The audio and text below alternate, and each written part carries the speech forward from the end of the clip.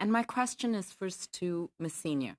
The Canadian Women's Foundation is not a government, but it is a national institution. It gives millions of dollars of grants to organizations, movements, charities across Canada.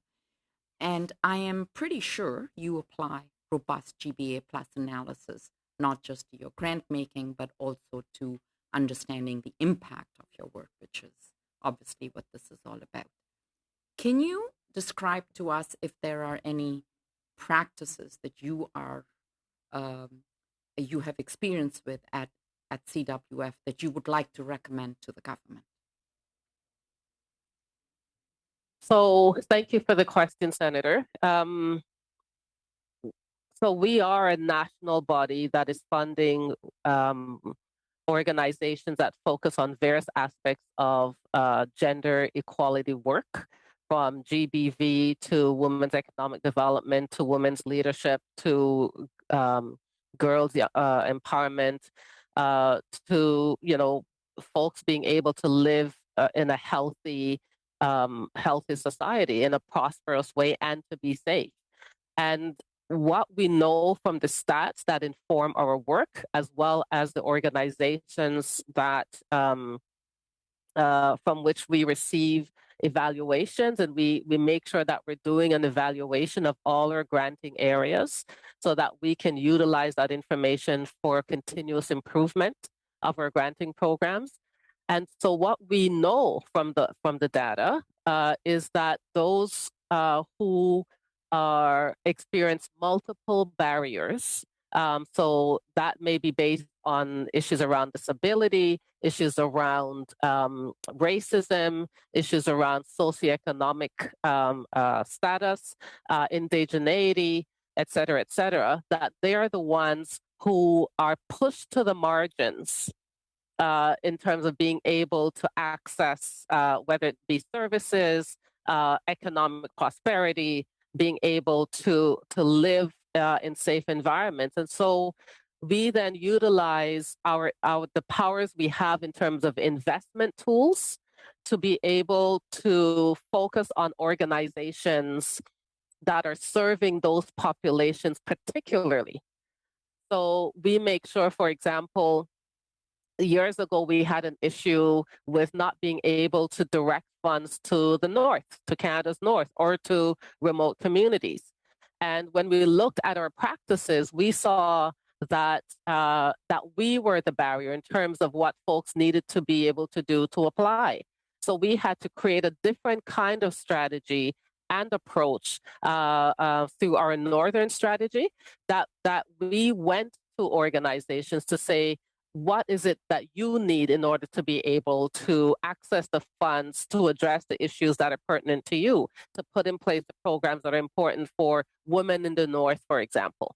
And so that's what we've been able to do quite successfully over the past, I would say, 3 to 4 years, is be able to direct those funds specifically to those communities. And then we also make sure that within the breadth of organizations that we fund, that we're funding organizations that are Indigenous-led, that are led by folks within racialized communities, that are focused on women with disabilities, the folks who are experts within their own communities, so that we can have the kind of impact that we're seeking to have within those areas. So hopefully that addresses your question, Senator.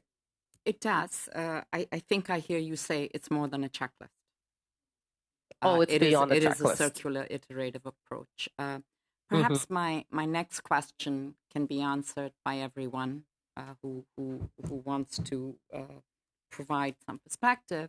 We've heard from witnesses previously that the plus in the GBA is an afterthought. It is perceived as an afterthought. It is received as an afterthought, and that it inherently disadvantages an already multiply disadvantaged community.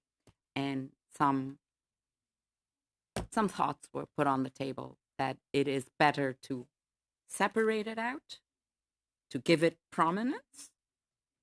But there are also perspectives that say no, splintering it out would actually be a step back. I'd just like all of you to give me your thoughts on that.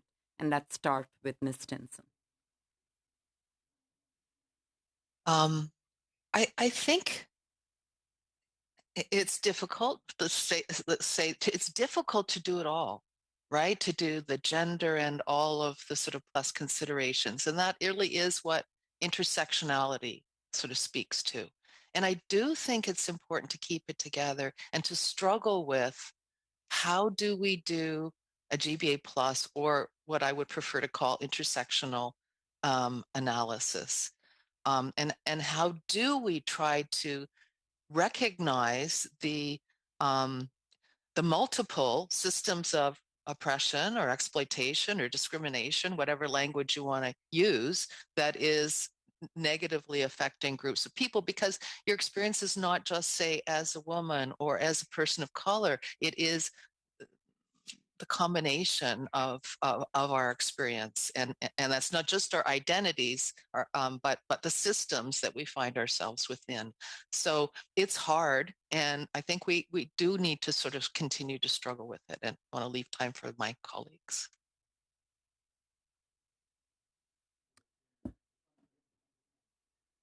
Perhaps go ahead. No, I think what I Go would ahead, say Professor. is I don't know how you do GBA without the plus. So the challenge, the analytical framework itself is rooted or has its foundation on an intersectional approach. When you're talking about gender, sexuality, immigration status, race, and so on and so forth, I think, which women are we talking about? Which group within the gender spectrum are we talking about? Are we only speaking about women? Are we talking about men and masculinity and the obstacles that some of those conversations bring into implementing gender equality?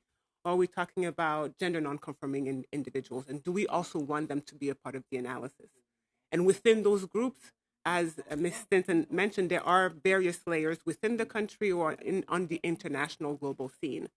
So it's difficult for me to conceptualize, at least the way I teach it and the way I apply it in my policy work. From the moment you use it, maybe people don't like this term, but a feminist lens to understanding issues of security, stability, climate change, it requires you to use an intersectional approach if you want to have a broader reach to the people you're trying to impact. Otherwise, it is without the plus implied, it assumes you're speaking about a particular standard of gender analysis for a particular group, and who is the standard. In Canada, it could be, for example, a white Anglophone woman of a particular class. That excludes a very large group of people. So I don't know how you do GBA without the plus. I understand and I wasn't part of the conversations of the labeling of this particular term, but I understand the importance of including intersectionality. Whether we drop the plus or not is the question we need to pose ourselves in terms of the extent to which intersectionality should actually be part of the GPA to begin with. I don't think you can do you cannot do GBA without the plus, particularly in a country like Canada. And if in fact we want to implement a type of foreign policy, feminist foreign policy, a foreign policy or domestic policy that has a broad definition of gender and inclusion involved. So there's a marketing question, but there's also a foundational understanding of what these lenses are about and their history and what their objectives are. That was a superb answer. Thank you very much. Unfortunately, I believe that the government of Canada lacks the focus on the plus, and we have seen that in various reports. But let me ask Ms. Senior for her perspective.